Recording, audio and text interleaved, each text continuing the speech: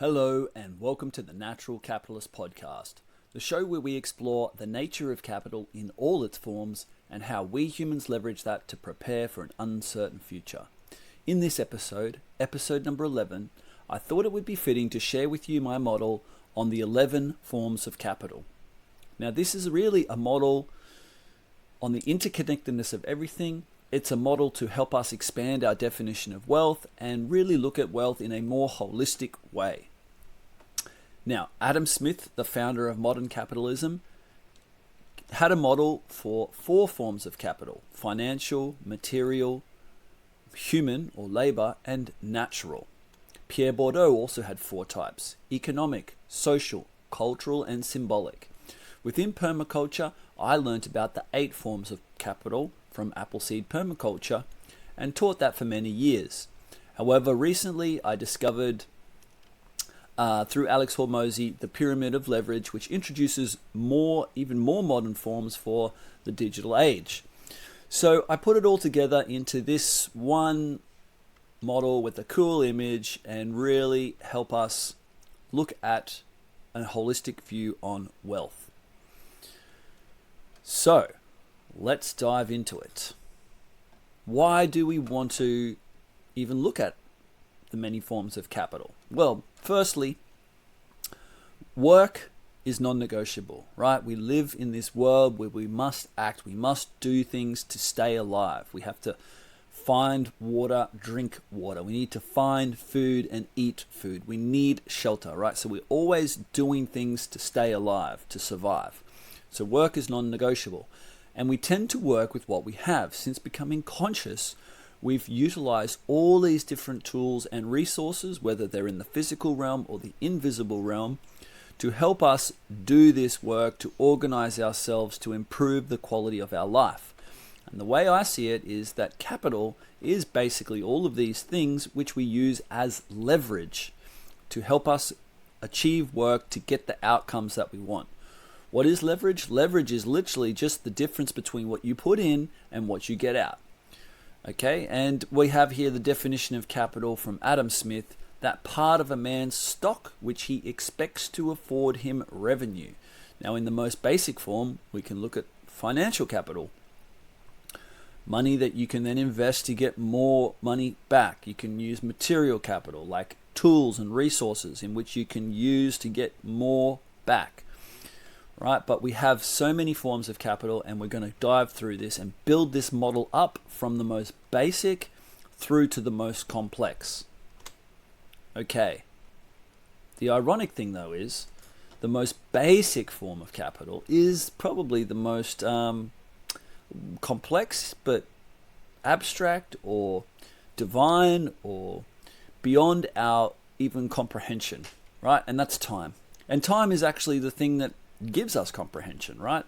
We experience time through our conscious mind, through this human experience, and time seems to be playing out in the entire universe on this planet.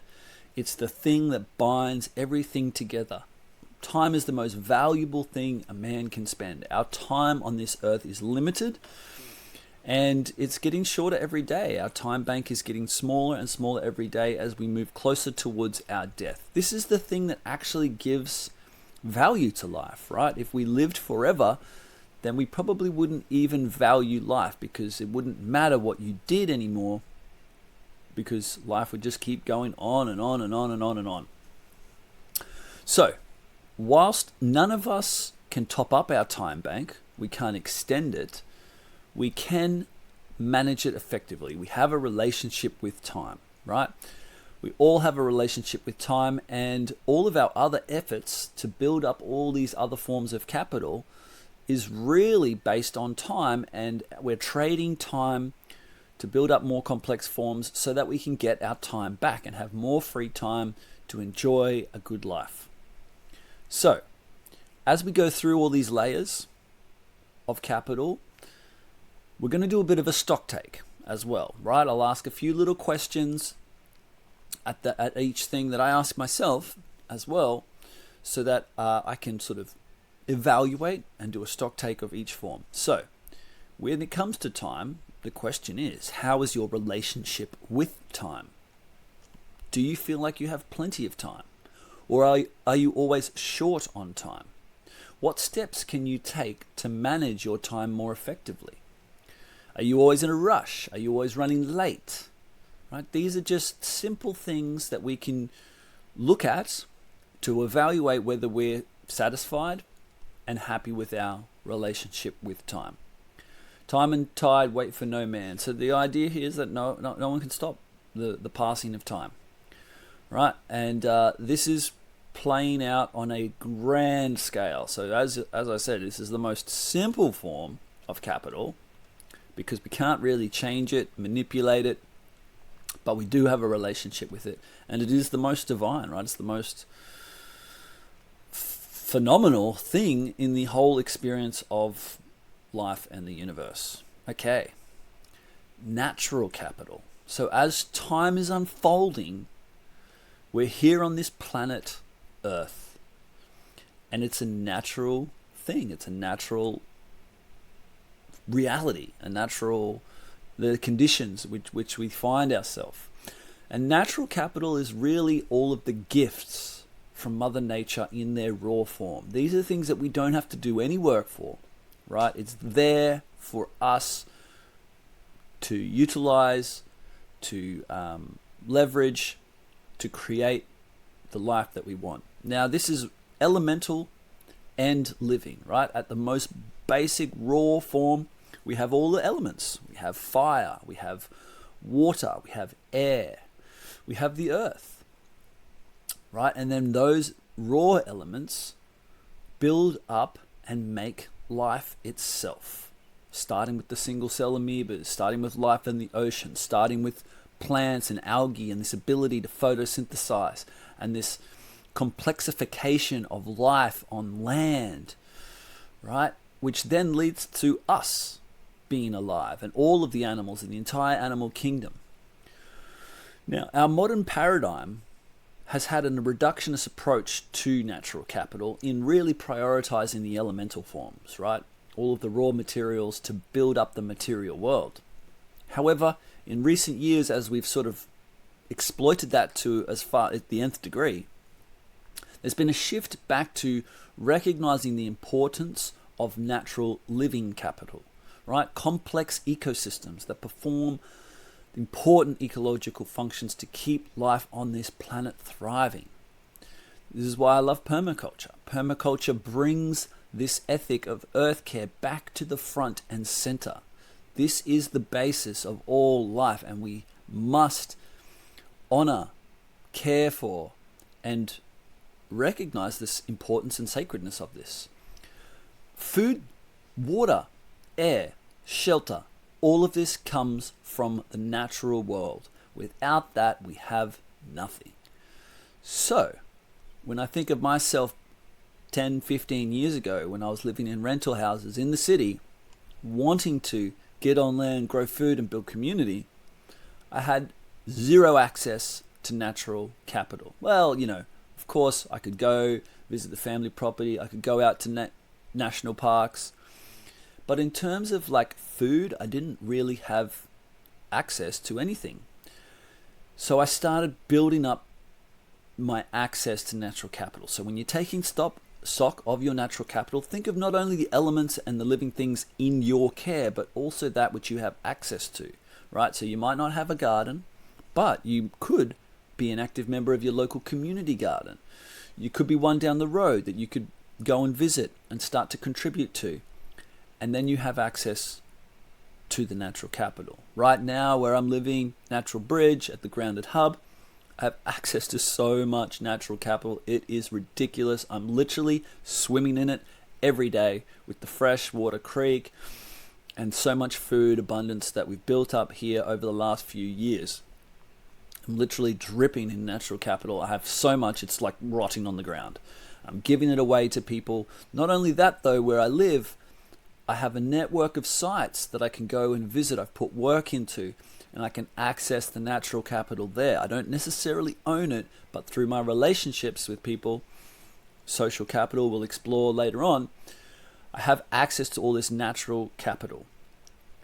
So, if you have no access to natural capital, or you're not very happy with your natural capital stock, what are some of the ways you can start to build that up? It might be simple as growing herbs in a pot, or you might start volunteering at a local farm, land care, or community garden.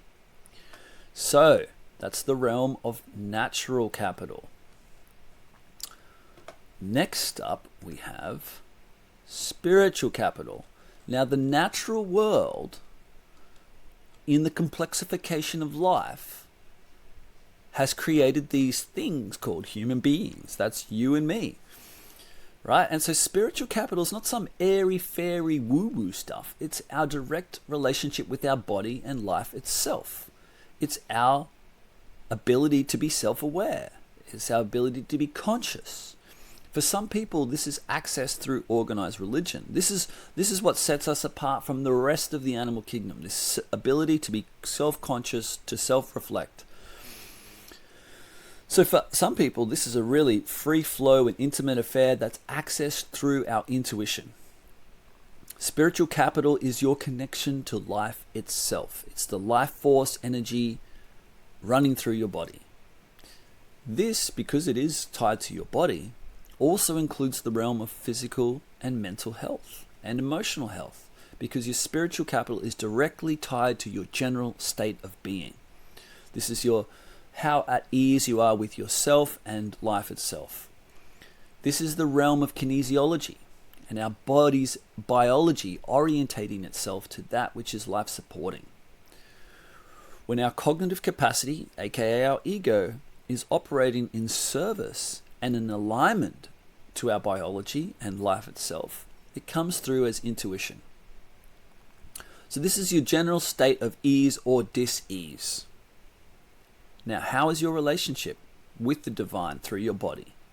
Is there a high state of congruency, alignment, and purpose? Or do you feel a lot of internal conflict and dis-ease? We all feel that, right? But we have to work through all of this conflict, all of these traumas, all of these like limiting beliefs and holding patterns, right? All of this tension within ourselves. The spiritual journey is an internal, it's very personal, it's very intimate, and it's our ability to basically meditate, sit with what the sensations of the body, work through it, not react, and resolve all of the conflict and all of the tension that we feel within ourselves. This is spiritual capital. This also, I feel, is like the basis for everything else. Like, we can do all the other things, but if we don't have a good, healthy, spiritual space and capital, then, you know, we might ask ourselves, what's the point? What's it all for? Okay, so from this space of spiritual capital, this is the sort of the uniqueness of the human experience, comes the next realm of capital, which is intellectual capital. This is the realm of ideas. This is our ability to learn. This is our cognitive function, our conscious awareness, our ability to see things, right? And make sense of the world with the sensations that we experience through our eyes, through our ears, through taste, and things like this. Now, there's many lines of intellectual capital, right? We have emotional intelligence, we have cognitive intelligence, we have relational intelligence, all these different emotional intelligence, different realms, but ultimately it comes down to our ability to identify patterns. Now, I love this clip from Tony Robbins, which I'm going to play for you. It's only 1 minute, and it just really highlights the importance of pattern recognition, which is the sort of primary function of our intellect and cognitive function. Let's go. If you have children, there's 3 skills you want to give your kids, and you want these 3 skills if you want to succeed for the rest of your life. First is you have to be able to recognize patterns. It won't matter what the jobs are, it won't matter what the business is. If you can recognize patterns, you have an edge. Things look like chaos until you recognize there's a pattern to things. If you can recognize patterns, you can change your life, because once you recognize patterns, you get the second skill. You learn to use patterns. Getting yourself to do the things you don't want to do. It's called discipline, but discipline's a heavy word. What it really is just creating a new pattern. Once it's a habit, it doesn't take discipline. It's easy. If you understand the patterns, you recognize them, and you can use them, you have real power. The third skill is to be able to create patterns. You want to recognize them, use them, and create them. The most successful entertainers, the most successful business people, the most successful musicians, they create new patterns. They build on what they learn from others. That's what you're doing in this business. All right. So, pattern recognition. Now you might say, Rupes, do I really want to be successful? Well, here's the thing. You get to define what success is. When we look at nature, we talk about natural succession, right? Life is succeeding itself. You get to define what's important for you based on your own priorities in life, and you get to define what success is. But it ultimately all comes down to this faculty of logic and pattern recognition. It applies to emotions, it applies to spirit, it applies to logic and reasoning, everything. It's all about pattern recognition. Okay, so this is also the realm of language, right? We've developed all of these ways to convey ideas to each other to help us understand the world better. Now, when we're taking stock of our own intellectual capital, we really want to take a look at our ability to assimilate new ideas and new things, our ability to recognize patterns. Now, we can also look at bodies of information that we're officially competent in, right? Any university degrees, TAFE courses, or other certificates are all intellectual capital. Things, areas that you've sort of applied this faculty of logic to, and you have some mastery in. Do you find yourself lacking in creative ways to solve problems? Or do you give yourself paralysis by analysis? Perhaps you have so many ideas that keeps you scattered and prevents you from taking meaningful action. This is all the realm of intellectual capital and how we can, analyze and take stock of it to basically improve our lives. The next realm of capital is experiential capital. Now, intellectual and experiential are in a constant back and forth dance, right? We have these ideas. We might convey these ideas through language with other people. We might recognize these patterns, but it doesn't mean much unless we take action, right? If we reverse it right back to like the start of time where we're starting to become conscious and we're realizing, hey, the sun is rising and setting every day. Hey, the sun's moving across the horizon, and at a certain time of the year it gets cold. Hey, we've noticed that when there's clouds coming, it's going to rain, right? We're starting to recognize these patterns. We might convey those ideas to other people, but then what are we going to do about it, right? This is the realm of action, experiential capital. This is where you sort of put the ideas to the test, and you basically build up wisdom because you've done the work. You've put in the work, and you know what works, and you know what doesn't work. This is the difference between knowing something and actually having wisdom, right? The wisdom is knowing rather than just like this idea and thinking you know. Okay, so an elder holds wisdom because they have the life experience, right? This is the experiential capital. The only way you can build up experiential capital is through the process of work, right? You've got to go through the experience, you've got to make the mistakes, you've got to fail and pick yourself back up and keep going. Now, from that experience, we might then convey ideas back to people and say, hey, I've done this, don't waste your time, save the time, do something else, and it saves people having to reinvent the wheel. These are the two, I guess, these are the main realms of human activity, right? We have ideas, then we test those ideas with experience. Now, when you're taking stock of your own experiential capital, you basically want to look at what unique life experiences and skills have you clocked up in your time here on Earth. What is it that you can do with your unique combination of experiences, the unique insights that you might have, the unique ideas and intellect that you might be able to share with other people based on your experiences?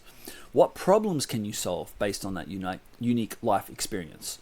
Perhaps you're a builder. Perhaps you're a builder in a particular style of building. Perhaps you're a stonemason.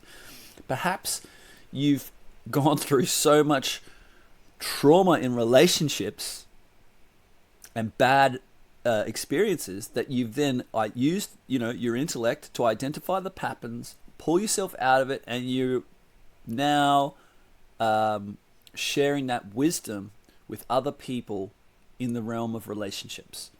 It could be anything. What wisdom and insights do you hold from those experiences that you can share with others? What skills do you have that no one else can do, or that you can do that puts you sort of above the average person? Okay, so this is the realm of experiential capital, where we do things, the realm of action. From here, we quickly realize that we can't really do it all by ourselves. We actually need other people to do things with us. If anyone that's tried to live in the bush all by themselves knows that you can't get very far. You can't build up much complexity in your experience because of the amount of work that you have to do just to survive.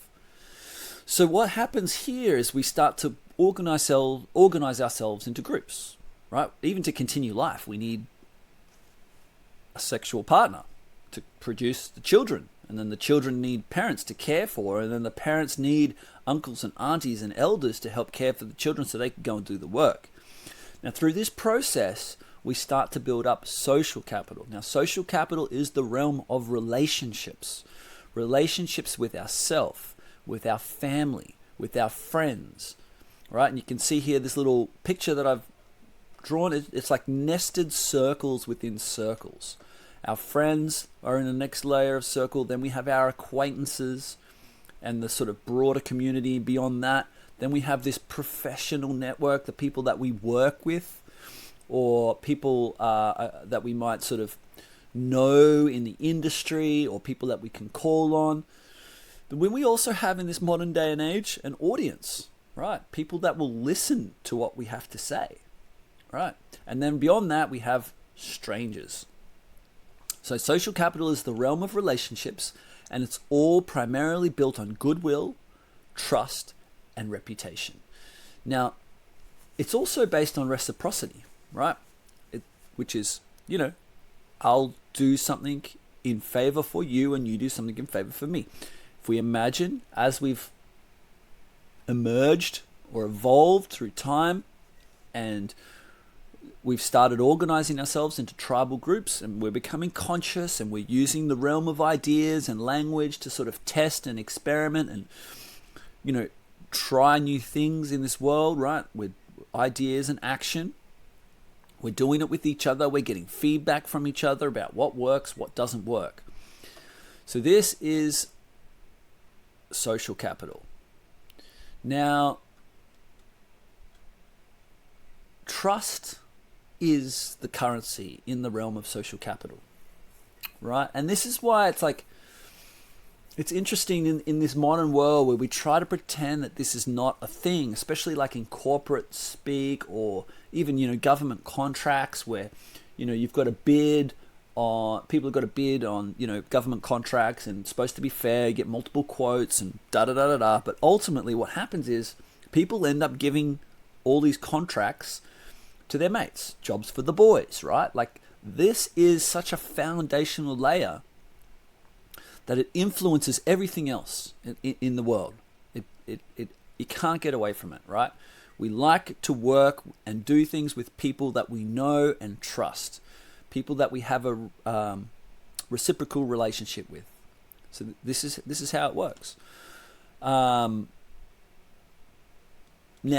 in this, I've got here I've got an article on the Medium and on the Grounded website about the 11 forms of capital.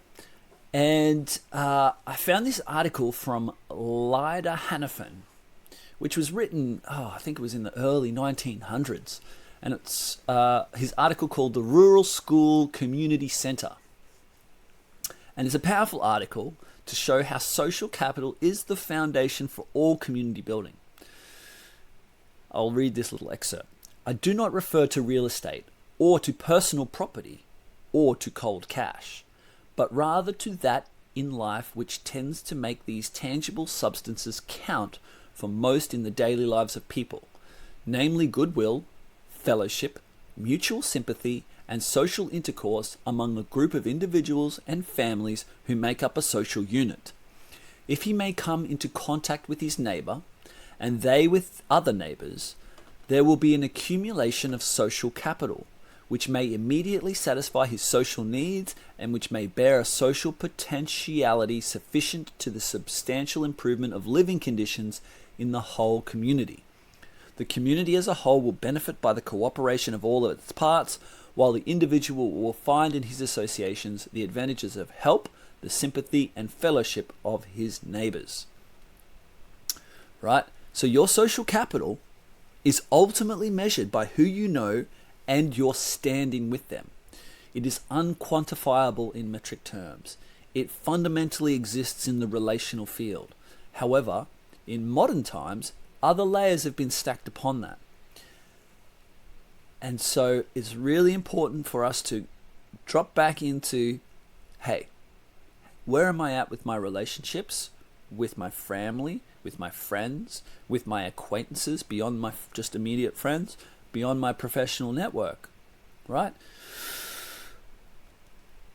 With the internet and social media, our social capital extends beyond just our acquaintances and professional network into an audience, right? I'm building my social capital literally by making this video and sharing it with my audience. I can then leverage that audience, a bunch of people who I may not know so well, but you guys know me, feel like you know me because I'm sharing so much. This helps us. It's a form of wealth, right? This is really such a form of wealth that we can use to leverage and build a better life. Now, in this realm of like the internet and audiences, I just want to touch on this a little bit. You know, we have all the social media, which is really like our ability to reach a broad audience. And we have this idea of like weak ties, right? So the weak ties might be random people that only just sort of following little snippets of what you might do.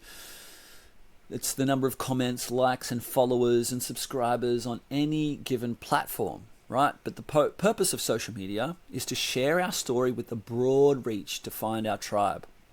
But the broad reach ultimately means we have weak ties. Then within this audience, we can cultivate stronger ties with people, right? We can. It's like a net. It's like casting a net to the strangers, creating an audience.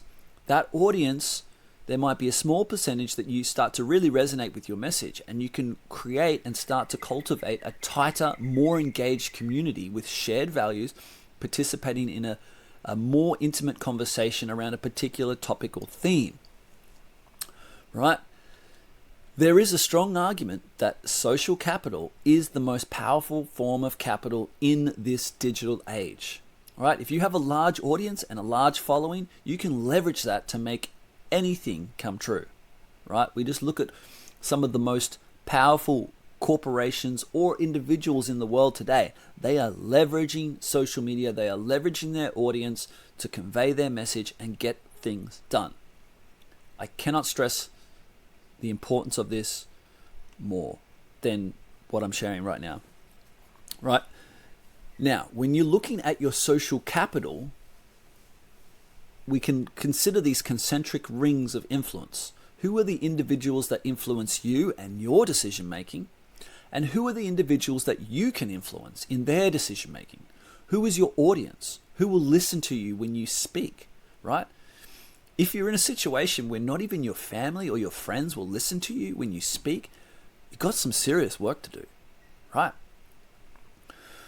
But as you start to really get clarity on your ideas, who you are, what you're about, your experiences, the wisdom you have to share, the ideas and the language and the way you share it, tied back to your spiritual capital, right? As well, then you start to cultivate an audience, right? Whether it be your intimate partner, whether it be your kids, whether it be your friends and your family. We can really leverage this to get things done, to make things happen and build the life of your dreams. Okay, so who are the people you can trust and call on for a favor or to engage to solve a complex problem? This another great example here is like a pencil, right? There is no individual on the planet that can make a pencil, right? To make a pencil is actually quite complex. It requires an intricate network of people and relationships that are all doing all these different things around the world to pull together all the ingredients to make a pencil. So if you want to get anything done, solve complex problems, you need other people. That's based on relationships. And the question is, how healthy are your relationships? How is your social capital? Whether you like it or not, you have a personal brand, right? People talk about you behind your back, and that's your reputation. That's your personal brand. You exist in the hearts and minds of others. You can't control your reputation, but you can control how you conduct yourself in relation with others. All right. Next up, we have cultural capital. Now, this is a really interesting one because basically cultural capital emerges off the back of these social relationships, off the back of community. I like to look at things like it's like this in permaculture. We have the three ethics of earth care, people care, fair share, or future care. And Grounded's mission is to regenerate our sacred connection to country, community, and culture. I see country as the natural world, our relationship with the natural world. This is earth care. Community is the relationships, is the social capital, is the people care. And then cultural capital are kind of like the frameworks, the stories, the values that we sort of frame around community that sort of helps guide how we conduct ourselves in community. So collectively, it's the meta story that we are all embedded within. So, at a real sort of, if we rewind the clock right back to sort of tribal times, back to our ancestors, they are the stories and the beliefs and the values and the lifestyle that holds us together, right? And so we are actually, and then this is sort of complexified over time. It's sort of, as we organize ourselves into larger groups, into sort of cities or nation states or empires, we sort of then had to fortify or codify into writing the values which are most important. And this is literally the stuff, it's like the frame, it's the invisible frame that binds us together. Now, we are largely confined by this cultural capital. And again, it's like concentric rings. At the biggest global scale, we have a global culture. Now, the global culture is sort of defined by, Western culture, because Western culture is kind of the thing that sort of dominated or colonized the world. But then there's lots of room to create subcultures all the way down to the individual level, right? So you have the power to create a microculture around your being. Part of this whole process is to help get clear on what's important to you, right? As we go through this stock take, you might see, hey, I'm really strong in these particular areas. I'm not very strong in these areas. I'm strong in some areas because that's what I value. That's what is important to me. I have really strong, healthy relationships maybe with my friends and my family because that's important. Some people might have sacrificed that to just go and make lots of money. But that's okay. All of this is just helping us define a more holistic view on wealth and what's important to us. So you can create a microculture around your individual being, but you are going to be defined or confined by the larger concentric circles. Now, as you begin to get clear on this and live with your own personal microculture, you might start to resonate with other individuals who share the same culture. Or you might realize, hey, actually, this thing that was important to me is no longer important, and now I need to separate myself from those other individuals who are still continuing with that thing. Classic example is like drugs and alcohol, right? Or even being just a smoker. Like if that was important to you, you probably hung out with other smokers, but then as you stop smoking, you realize you can't be around smokers or people that drink or people that take drugs. Like all of those things, you can sort of shift your individual thing, but then it has to sort of shift and change through those concentric circles. Now, the thing that I've found to be the best framework to understand all the layers of cultural capital is spiral dynamics. It really clearly shows the meta story of cultural evolution through different value sets and paradigms for this global Western culture that sort of proliferates around the world, of which I'm, very much nested within. And we can see why also there's a lot of conflict within that through those different value sets that have emerged based on the different conditions of life. So, when we're looking at our own cultural capital, what values, stories, and beliefs do you individually hold to be important and true? Now compare that with the culture of your collective, right? At the community level, at the bioregional level, at the national level, at the ethnocentric level. Right? Can you plug in and turbocharge other groups or organizations that share the same or similar values, which can then support the development of your own cultural capital in the process? Right? If I share my story of the shift or the slight change in what I defined as important for many years, music was the number one priority for me, right? Making music to raise the vibration of consciousness. But then I came to realize that the culture that I was feeding, that I was putting so much energy into, wasn't really connected to the natural world, which is the permaculture, right? And so I had to shift my priorities and prioritize getting on land, growing food, and building community over music. That's because, and then as I did that, as I shifted that, I had to find other people that were already doing that. I drew inspiration from that. I codified it and solidified it in my own being. And then from there, I started to resonate or attract other people that were looking for the same thing. So we can all do this on so many levels. It operates in these concentric circles. It's the stories, beliefs, values, and lifestyle that holds us together. Right, cultural capital. Now, what's next in the mix? Material capital. Okay, so all of these other forms of capital, which we've covered, time, spiritual, intellectual, experiential, social, cultural, and natural, are all utilized to build up material capital. Now, I used the example of the pencil before, right? Which is a great example of the material capital required. Now, I'm just going to find, here we are. Material capital is physical, it's man-made, it's like technology. It's like we're basically framed by what's important to us. We're pulling elements of the natural world, we're putting them together, right? You can see there the little stone axe is the most basic form of technology.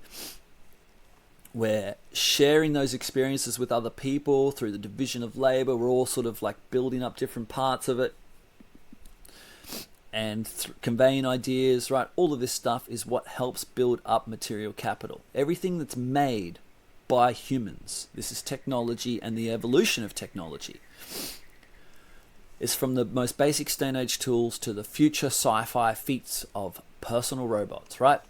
Material capital can improve the quality of our lives. It can free up our time and buffer us from the uncertainties of the future. A great example is like the fisherman, right? The fisherman who spends 8 hours a day catching fish with his bare hands to feed his family. And then, so he realizes that, hey, I'm doing this, through the intellectual capital, I'm repeating this same pattern. Maybe there's a way I can catch fish faster, right? And the fish traps in Indigenous Australia are a classic example. They've then, through the experience and, testing the ideas with each other, and what's important, they've then created tools and technology to be able to catch fish quicker. They've had to invest the time, right? Extra time, got to spend maybe 10 hours a day, or spend 8 hours catching the fish, an extra 2 hours developing the fish traps or developing the fishing rod. And then after, say, a week, you've done that, you've developed the tool, and then you only need to spend 2 hours a day catching fish or collecting fish. And then you've just freed up another 6 hours to solve other problems, to improve the quality of life. The thing is with material capital is that all forms of material capital are ultimately degenerative in some way, right? So all tools and all technology require constant care, love, and attention to maintain their form of usefulness. Think of a house. If you do nothing, it will eventually atrophy, decay, and be reclaimed by nature. Material capital is forged by combining natural capital with intellectual and experiential capital and social capital. Back to that example of the pencil. It's a really complex interweb of many forms of capital to create all physical man-made technology, right? It is so amazing, actually. Like, to the point where we've got, I'm talking to you through this microphone, through these devices, through the internet, right? This is all material capital to convey information to improve the quality of our lives, right? As the realm of material capital complexified beyond the indigenous tribal level existence, and we stepped into the realms of larger groups at a civilization level, the most precious and widely accepted form of material capital basically emerged as money. Okay, we're going to look at that in a second. Now, when taking stock of our material capital, consider all of the physical tools and technology that you have available to you. From your hand tools, right, a hammer, all the way through to your smartphone and laptop or computer, right? These are all material things that you can leverage to improve the quality of your life, to get work done, and to increase your output, to get more back for your time in. Okay, now out of this sort of trading material, building up the material world, we really step into the realms of financial capital. Now this is the realm of money, and in its modern day, all of its derivatives. Like, so if we go way back into the olden days, money was a very simple idea. It was basically gold, right? We started with glass beads and shells and cattle and salt. We were experimenting with all of these different material forms of money so that we could trade with each other. But then over time, we realized that gold became money across cultures, across time, with no top-down authority, because of, its unique properties. Now, money is a very loaded topic. It's very deep. It's very complex. I'm going to sort of just touch on it a little bit in this video, but it really requires its own breakdown. But in essence, money is the highest form of energy human beings can channel, right? Because of this fact, dark forces have continued to capture and manipulate it throughout the ages, right? As we settled on gold as the money that we wanted to use, right? We settled on precious metals because they're the most durable and divisible and portable. Gold because it's the most scarce, right? People have always captured that and then corrupted it because, we have this dis-ease or conflict as human beings. It's the human condition, right? So it's always been captured. It's always been corrupted. Right now we live in a world of broken, corrupted fiat money. Like a fish, it's the water we don't even know that we're swimming in. Despite this, we know when there's no money in our bank accounts, and we know when prices continue to rise thanks to the printing of money. So if we're smart about money, we know how much money is in our bank account. We know how much, our savings. We have a good relationship with money. We're sort of cultivating that energy. We're exchanging our time for money, or we're exchanging goods and services for money, right? There is we have a relationship with it, and we have a subjective relationship with money, right? But there's also an objective story to money. So for something to be considered money, right, it needs to perform three functions. It needs to be a store of value, to move value through space and time, right? So as we're putting in work, creating goods and services, we're trading with each other. I am accepting money for something, and I want to be able to move the value that I've just traded with you through space and time so that I can trade it again in the future. Through that process, it also needs to become a medium of exchange, and it also needs to be a unit of account. These are the functions that we want for money, and for something to perform those functions well, it needs to have certain characteristics, right? It needs to be scarce. Why does money need to be scarce? To reflect the scarcity of our time, our limited time on Earth, and the time that we have to produce things of value. It also needs to be durable, right? So it can move that value through time. This is why gold became money. But it also needs to be portable to move that value through space. This is why fiat money or paper money basically succeeded gold, right? As we started to expand our trade networks and move gold or move more value across space, gold's too risky to move. It's expensive. And so, this idea of paper money through banking networks started to emerge. It's quicker, safer, arguably, but it required trusting the banking entity. It requires this counterparty risk, right? We have a risk with the other person that we're trusting to help us facilitate the trade. Money also needs to be divisible, right? This is kind of also why fiat succeeded over gold, because fiat's much easier to divide than gold. We want it to be fungible or homogeneous, so each unit is interchangeable and the same. And we also want it to be recognizable or verifiable to prove its true value and authenticity. Now, money is the ultimate form of measure in a civilized world. Now, it is unfortunate, right, that we measure everything in terms of money, right? How much you pay for the car, how much you pay for the stuff at the shops, how much you pay in rent.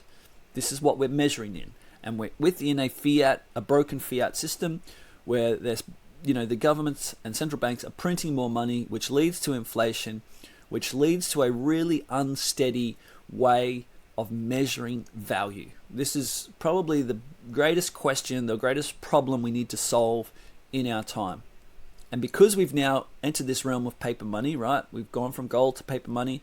We now have all these other sort of derivatives on top of that. We have government bonds and treasury bills. We have corporate and muni bonds, securitized debt, stocks. We have non-monetary commodities and businesses and real estates and unfunded government liabilities. All these other things that are sort of derivatives of what is kind of like real money. Now you can see here we've got gold at the base of the triangle, and at this other triangle image you can see gold at the top. It's the ultimate money. And we have currencies on top of that, and bank deposits and securities, all that sort of stuff on top. But right at the core is Bitcoin. Now, to jump straight in and say that Bitcoin is the ultimate form of money might be a bit much for some people. But I can assure you, if you do the work and you realize that, hey, gold became money because it is scarce and it's decentralized and it's kind of like a tied to the physical world, and it emerged as money across cultures and across time. Fiat money succeeded gold because it's more portable and more divisible. But then we've lost the scarcity of that. We now have something like Bitcoin, which is the money of the internet, which actually meets all of those properties better than gold and better than fiat, right? It's more divisible than fiat. It's more portable than fiat, but it also has the scarcity of gold.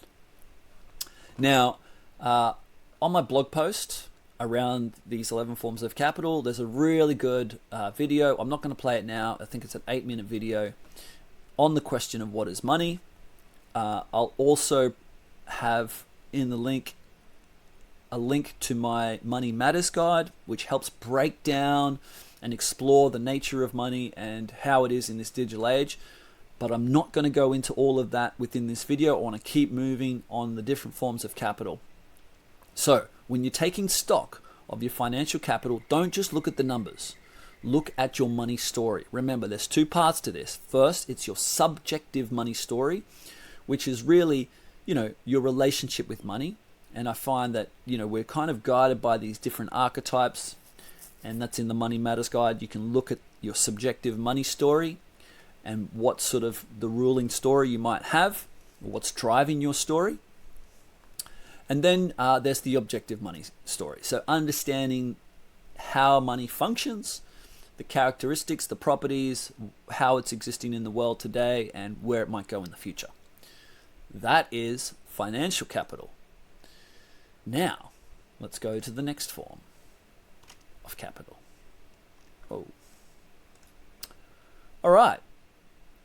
Content or contentual capital. Now, this is something that's a product of the digital age. It kind of did exist before the digital age in the forms of books or articles or essays. But since the internet, any one of us can now put out content, and that is a form of capital that can do work for us. Like even this video that I'm sharing with you is allowing me to transport my essence, my message through space and through time so that you can watch it in a different place at a different time. And this piece of content is working for me. Now, if we scale that up, if you have videos that are regularly getting 1 million views, you're earning revenue from those videos or from that content, right? So it's really, this is like a shift in power, and I'm talking about power as in influence or getting things done from the old paradigm. In the old paradigm, it was very much about energy, very much about oil and electricity and coal, and like they were the most powerful people, corporations, and entities that emerged.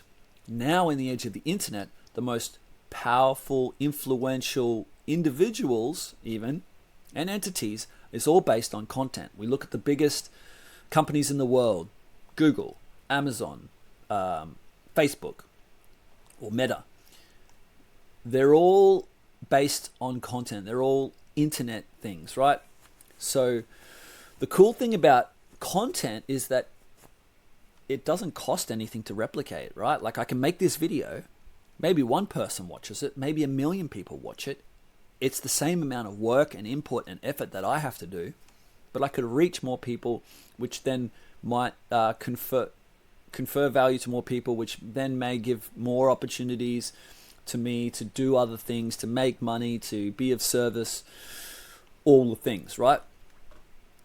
Content capital really is not even the most powerful, but it is a very powerful form of leverage in this modern age, right? Attention is the new oil.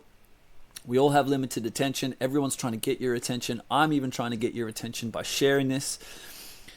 If you can create content, digital products, courses, ebooks, whatever, these things can be out there working for you. Even ads, right? You can set up an awesome ad, run that ad, put a little bit of money in it, and you'll be getting more money back while you sleep. So this content is really powerful form of capital in the modern age. Now, in this modern digital age, it can be really, it helps to bring it back to permaculture principles. And for me, it's largely about, Bill Mollison talking about shifting from consumption to production. Now, there's a lot of doom scrolling that happens on the internet, and that's consuming content, consuming.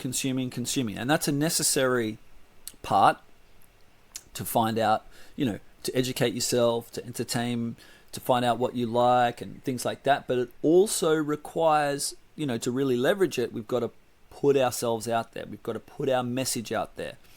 We've got to invest some financial capital into buying laptops and smartphones and cameras and microphones, right? So that we can then share our experiences, right? Share our intellect to build our social capital, right? It's like the most complex and powerful form, but it actually relies on all of the other forms. Now, when you're taking stock of your contentual capital or your content, what type of content are you consuming, right? You can look at consumption and you can look at production. How can you increase your production of content, right? What story can you share based on your unique life experience? Like at the most basic form, if you're running a business, you need a website. If you don't have a website, you really don't exist largely in the world today, right? There is some people that are still running businesses without a website, but they're largely based on social capital, right? It's word of mouth that gets them more work. But really, you need a website, you need content on that website. If you can then be posting stuff through your socials, if you're reaching people and people like your content, you're building your audience, you can have a big audience and then a small percentage of those will want to come and work with you, right? So it's a way of attracting the right people to work with you to do the things that you want to do. So you've got your website, that's great, but then if you're posting blog articles, that's even better. If you've got social media, that's better. Videos, audiobooks, ebooks, reels, right? These are the things that you can put out there that can do work for you while you sleep, right? And is the content working for you? Is it helping you build all the other forms of capital, right? And I want to add a little caveat here, right? If you've never even thought about producing creative content and you don't know where to start, first, look at the content that you like to consume. And I'm not talking about doom scrolling content. I'm talking about content that improves your life. Take a look at your own life experience. What are some of the important lessons that you've learned that you wish you could tell your old self, right? When you're sharing stuff on the internet, it's like an open source journal. And I am talking to myself from 5 years ago.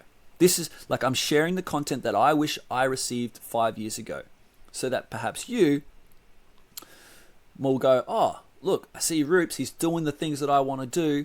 What's the insights and the wisdom he can share with me to help me track along a little bit faster? The best approach, is to remember your audience is your old self. This way we're sharing intellectual capital based on the experience, and we're sharing it in little nuggets of content. And this process becomes naturally authentic when we realize social media and the internet is an open source journal where we're all openly and authentically, transparently learning from each other. All right, content. That's content. Now, into the last form of capital. Now, this is code or codal capital.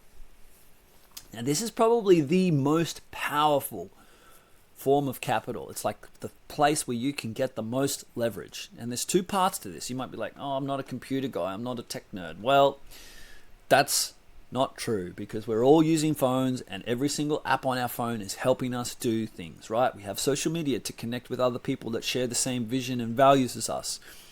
We're using banking apps to facilitate trade faster. We can move money around faster, right? So in the code part of things, just like content, there's two parts. There's the code and the apps and the systems that you're using or consuming to help you get life ticking along, even like QuickBooks, or right now I'm using Descript, and I'm using my laptop, and I'm using like all these different forms of code and systems to help do what I want to do, get my message out there. But even more powerful than that is if you can write code, if you can create an app, if you can solve a problem using an app or using a thing. This is where the most powerful form of where code really steps into its thing, especially if you can write a code that creates an app for a monthly subscription, and you can get that to 10 million people, even at $10 a month. 10 million people, that's $100 million a month. This is why the big entities in the world are all software companies, right? Because everyone's paying just a little bit, but they're solving a small problem for a lot of people, and then they have huge, huge revenue, right? Now, as we step into the next wave of AI, the possibilities are endless, right? And if you want to stay on the leading edge, you must figure out ways to leverage AI to automate repetitive and complex tasks. As we are sitting in front of a screen and we're sitting in front of a computer, no one wants to be doing this. We're really just doing this to then help us free up more time to get more things done with less of our time, right?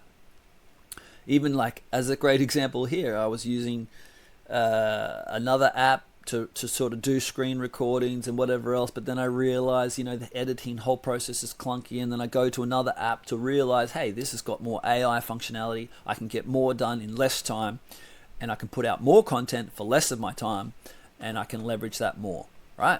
So really, we're all using code. We're all using apps and automated systems to help us, build the life of our dreams. And if we take this to the next level, it's like if you can create code, if you can create an app, develop as a SaaS, they call it, a software as a service, this is such a powerful tool. And really, I see a lot of, especially like, the people in my circles that are more sort of nature-based and permaculture-based, and it's like a bit of an aversion to computers and code, and really like not, keeping the kids away from it. When really I think it's really important to help our kids realize the potential in it, to help really utilize and get familiar with it so that they can then leverage it for their future, because there's so much power and leverage in code and content to help build the life of your dreams, right? Now, as a millennial, I started engaging with computers. They all came into my field as a teenager, right? So I'm not a native to having smartphones and computers around me, but my son is, and I am very conscious of like helping him learn how to use these things so that, he's consuming good content and he's consuming good apps, right? So that he can then learn how they work, and ultimately like teach him how basic code works so that he can then figure out ways that he can solve problems on the internet. So you might not think this is relevant, right? But if you even want to just get on land, grow food, and build community, I can guarantee you that utilizing code and content and the internet is really important. I had to use it to help find my tribe, to find the information that I needed to learn how to grow food. It's helped facilitate things and happen much quicker than if I have to like drive around, try and meet people everywhere. It's actually less energy intensive and sort of more condensed in this way of code, the apps and the systems that then feed back to the content, that then feed back to other forms of capital. Okay. And AI and AI agents, it's like a whole nother level now. Right, so that is essentially the 11 forms of capital, which is a holistic model of wealth. Now, a couple of things I want to add here is this idea of the network effect, or Metcalfe's law, right? In a sort of very confined traditional worldview, you have two forms of capital. You have material capital and financial capital. Your value to the government is based on your material capital and financial capital. Your ability to get a loan is based on your material capital and financial capital. But you can see here that when there's only a connection between two things, you only have one connection. But as we introduce more forms of capital, there's more connections that we can recognize between the different forms, and we start to get this network effect. And you can see here down the bottom, as we have more points in the network, we have more connections, and we can then recognize we have a sort of more resilient net or network between all of the forms of capital. And when we're looking at this holistic model of wealth, it's really based on holism, and it's this Gestalt principle, which is the whole is greater than the sum of its parts, right? We've looked at and we've broken down all of these parts, all of these different forms of capital, but actually it's the whole That's more is a greater sum, right? When we put us all together, we have a more holistic, resilient, stronger net worth. Okay. So, when we're doing this stock take, which we sort of introduced throughout, what I want you to look at is like, how can you build and grow different forms of capital? How can you then leverage that form of capital to transfer it into other forms of capital?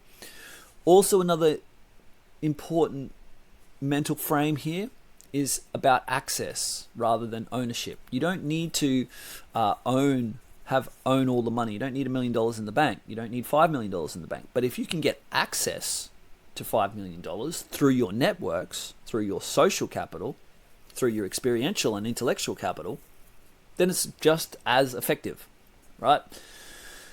And when we're going through this process as well, I want you to give yourself a satisfaction out of 10. For each aspect, how satisfied are you with that aspect or that form of capital, right? When it comes to content, maybe you're not putting out any content and you're not very happy with that, and you've got in your conscience that you need to put out content. Maybe you don't even need to put out content and you're okay with that and you're totally satisfied. You've got a good like algorithm on your socials and you're consuming good content. It's totally up to you. You get to evaluate this. You're your own judge, and your conscience is there playing on in the background. Now, as we go through this, you do your stock take of all the different forms of capital. We're looking at access over ownership. How can we build and grow and leverage different forms?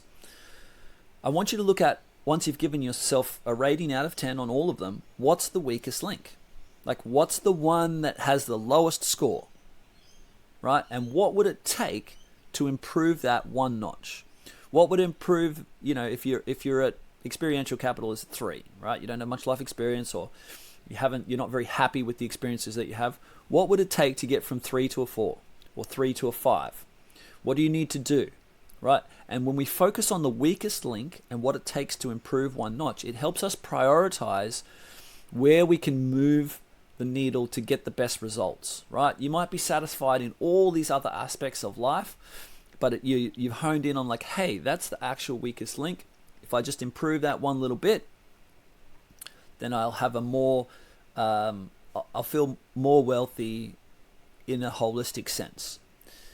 All right, that wraps up this piece, this podcast, and my perspective on the 11 forms of capital and the interconnectedness of everything. It's a very holistic view on wealth. I hope you got some value out of this to make more holistic decisions and improve the quality of your life. That's all from me. Peace.